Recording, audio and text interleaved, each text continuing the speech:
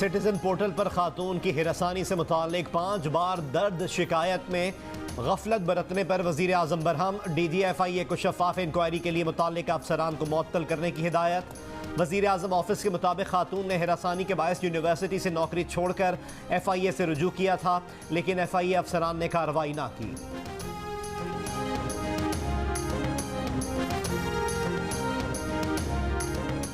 PTI के रुकने कौमी असम्बली मलिका बुखारी कहती हैं, वजीर आजम इमरान खान से पहले खवातीन और बच्चों के तहफ़्फ़ुज़ के लिए कोई स्पेशल कोर्ट तश्कील नहीं दी गई।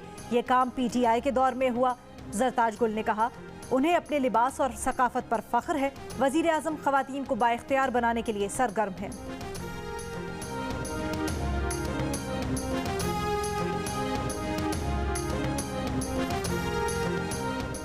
मदरसे में तालिब इल्म से ज्यादती के मुल्जिम अजीजुर रहमान के 3 बेटों की 30 जून तक अबूरी जमानतें मंजूर। अदालत ने पुलिस से 30 जून को मुकदमे का रिकॉर्ड तलब कर लिया।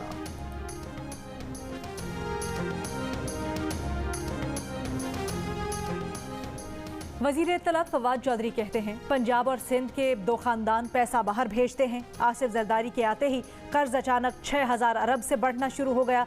2008 से 18 तक कर्ज 26,000 अरब रुपए हो गया। ग्रांट्स की मद में सिंध को अलहदा रकम दी गई, ये पैसा कहाँ गया? नून लीग ने कर्ज लेकर पावर प्लांट लगाए, इनकी वजह से IPPs को 900 अरब रुपए की सालाना अदायगी करना पड़ती है। विफाकी वजीर का कौमी असम्बली में इजहार ख्याल।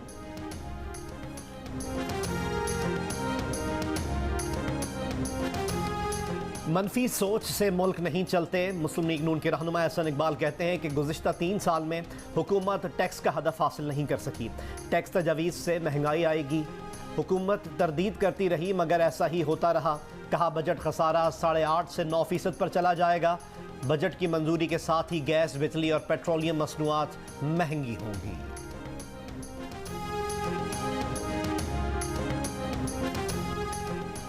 शुगर स्कैंडल में शहबाज शरीफ की FIA लाहौर में पेशी। शहबाज शरीफ तकरीबन 1 घंटा FIA के दफ्तर में मौजूद रहे।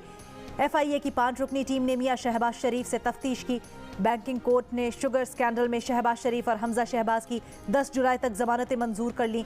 दोनों को 10-10 लाख के जमानती मचल के जमा करवाने की हिदायत।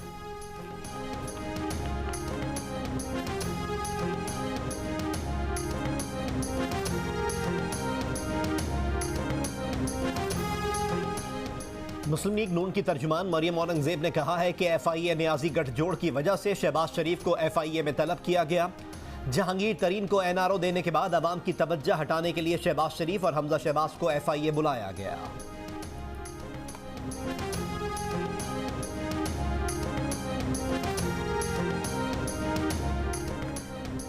अगर मसला कश्मीर हल हो गया तो एटमी हथियारों की जरूरत नहीं रहेगी।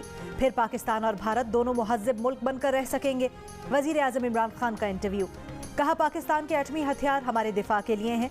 अमरीकी अखबार वॉशिंगटन पोस्ट में लिखे मजमून में कहा, ताकतवर अमरीका 20 बरस में अफगानिस्तान के अंदर से जंग न जीत सका तो पाकिस्तान में अड्डों से ये कैसे मुमकिन है?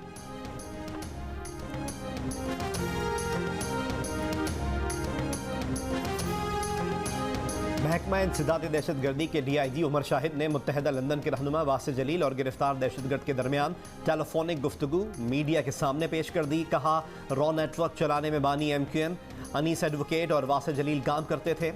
अनीस एडवोकेट और वासिल जलील को लड़कों को भारत भेजने की जिम्मेदारी दी गई थी।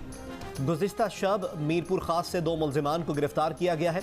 2003 में लड़के तरबियत के लिए भारत गए थे। उन्हें ऊँट चलाने से लेकर असलहा मुंतकिल करने तक तमाम तरबियत दी गई। गिरफ्तार मुल्जिमान से anti aircraft gun, rifle, 1 hand grenade, 2 पिस्तौल और कई राउंड्स बरामद किए।